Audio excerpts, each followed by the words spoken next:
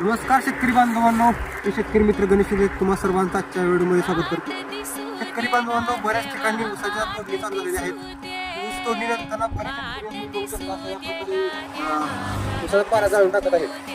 तर शेतकरी बांधवांनो, ज्या प्रकारे आपल्या मातीतून आपल्याला अन्नद्रव्य मिळायचं आहे ते आपण मिळालेल्या अन्नद्रव्याची परतफेड म्हणून आपल्या जमिनीला कमी शकणार नाही.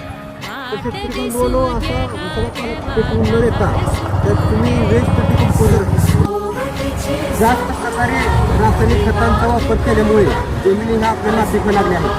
त्या पद्धतीने जर तुम्ही हा आता ऊसाचा पाला जर काढून टाकला तर या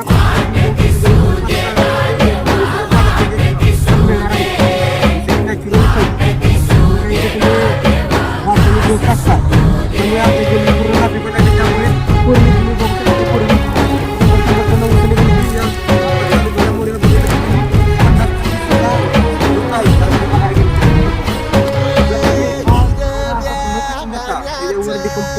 फवारणी जर केली तुम्हाला त्याची प्रोसेस आम्ही सांगू. जर तुम्ही केली तर खताचा चांगला उपयोग होईल आणि आपली जमीन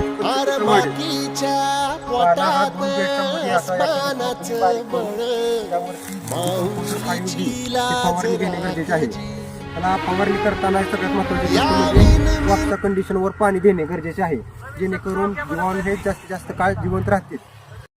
त्या मातीमधील परतफेड म्हणून आपण हा पाला जर त्याच जमिनीमध्ये जर कुजवला तर जमिनीमधून कार्बन चांगल्या प्रकारे आपल्या पिकाला उपलब्ध होऊन मिळते.